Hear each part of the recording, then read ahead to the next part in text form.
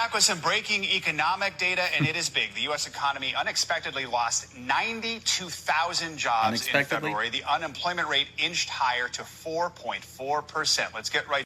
And now what's funny about this is that they call it unexpected at all. Trump was the worst jobs president in history during his first term, and he's bad again this year. It's quite a few negative months or stagnant months of job growth.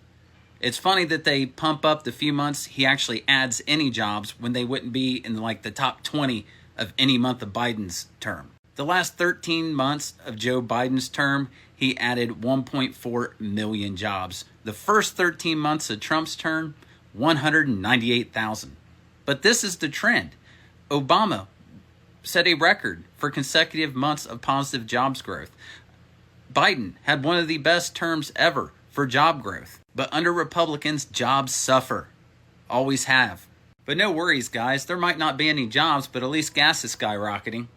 Oh wait, that's not good. It's Biden's fault. It's what I heard on Fox News earlier. How many more times can you blame Biden? This man is chilling somewhere in a beach resort or something, and you're still calling his name. So this isn't the greatest economy in the history of America. I mean, MAGA folks will think that this is the best economy in the world. And I don't know how they're seeing this, because where are they shopping? Unexpected to whom? We did expect this. During Liberation Day, this is when Trump decided to put tariffs. That's when we started seeing negative job growth. I've never seen that in my entire life, but that's crazy for a president to pull off. And it was back to back. So this isn't unexpected. Has Trump fired the guy who released these or called the numbers fake yet?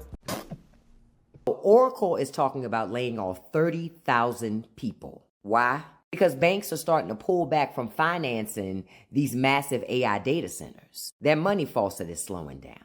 Now, here's the part you need to pay attention to really closely. When companies need to save money, they don't cancel technology. They cancel you. Oracle says that cutting these jobs would free up between $8 to $10 billion.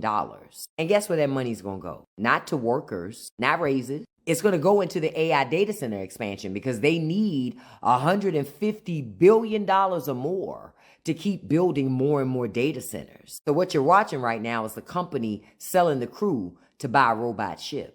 I want to know, is the company you're working for, are they currently doing AI expansion? And is that AI expansion also resulting in layoffs? And how long do you think before this AI bubble's going to pop? Oh, because it's going to pop.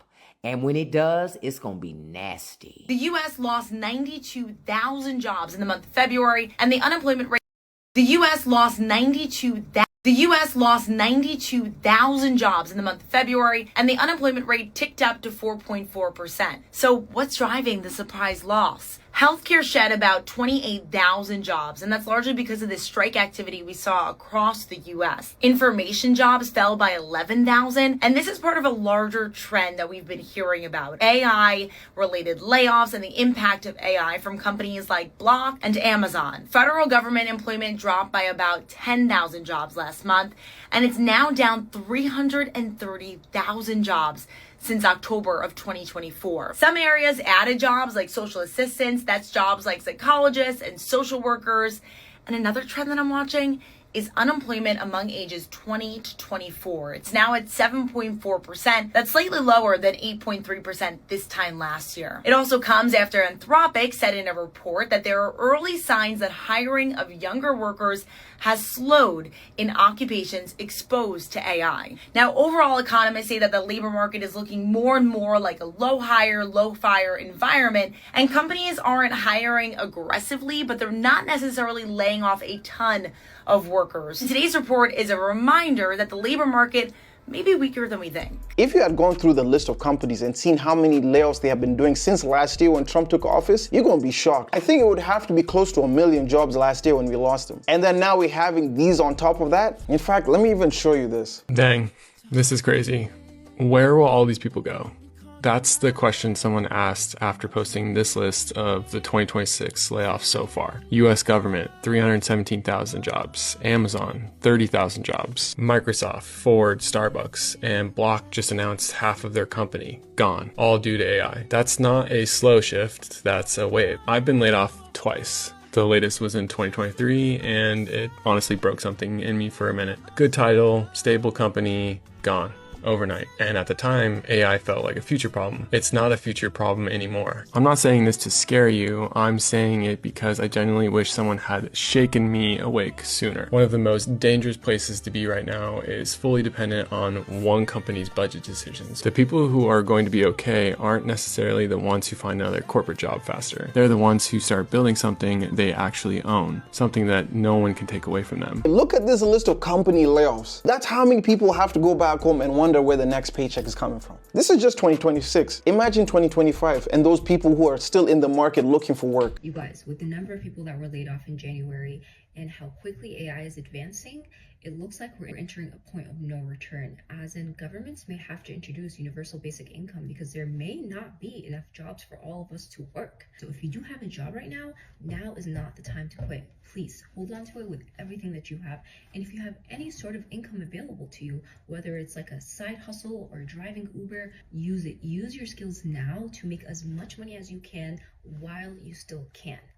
Because the world as we know it, meaning pre-AI, looks like it's just not going to be coming back ever. So this isn't to make you panic, it's to help you start preparing. I have to tell you, when I saw employment information to trend down 11,000, okay, that has to be AI. Enough. Enough. We sit here and listen to all these companies, Carl, and they're saying that they can take call centers, they can make sure that the people who are third and fourth year, they don't need to be there. Here it is. It's the beginning. You mean of AI productivity? Yeah, it's the beginning. Enough. You're done asking questions. Yeah, I just say, okay, that's it. People don't want to hire, and they're letting people go. They are doing some firing, and I think we just have to accept the fact that the information component of the Labor Department is what they ought to be investigating, but that's where I see it. It's just happening. Transportation and warehousing, that's robot. They're starting to use robot. And we have to start recognizing, maybe we can do it at the GTC conference for Jensen Huang, which is a week from now, that there really is, it's happening. And stop saying when's it going to happen. This is a happening. And I know that we'll speak to Kevin Hassard. No one wants to admit it because it's secular. It's not cyclical, it's secular. But I think that when you list time and again to these executives, come on, OpenAI, it's happening. And this is the agentic economy. And everyone just said, listen, one day we're going to use agents. That is here. United States lost 200,000 jobs in the first 12 months of the Trump presidency. And with this war and oil spiking, it's about to get a lot worse. What is he talking about? In 2025, US employers announced 1.2 million job cuts, a 58% increase over 2024, and the highest total since 2020. So it wasn't 200,000 in the first 12 months. It was 1.2 million. The U.S. economy unexpectedly lost 92,000 jobs in February. The unemployment rate inched higher to 4.4%. We're talking about February. You actually had a loss of 92,000 jobs in the month. That was not expected at all. That was after last month was really only 126, and this was not a gain at all in December. This was another loss of about 17,000 jobs. Sorry, my proportions are not great, but you can see what this trend looks like here. That is what we saw last year. Last year, we saw an economy that was basically at a standstill in terms of job creation. The weakest job creation last year of any year that wasn't a recession since 2003. Then we thought there was this momentum in January, but it looks like it really has faded here. Bad weather, you had some healthcare strikes, and you just had companies, frankly, that have been grappling with trade and tariff issues and kind of just all kinds of cross currents in the economy for months now that don't look like they were hiring. Anyway, let me know what your thoughts are with the unemployment numbers. Do you actually believe the numbers, or do you think it's way worse than what we're being told? Leave your comments down below. I'd like to hear what your thoughts are. If it's your first time to the channel, make sure you like, comment, and subscribe. It really does help out the channel. Also, check out this video. I'm pretty sure you're definitely going to enjoy it. But nevertheless, I'll see you guys when I see you. Peace.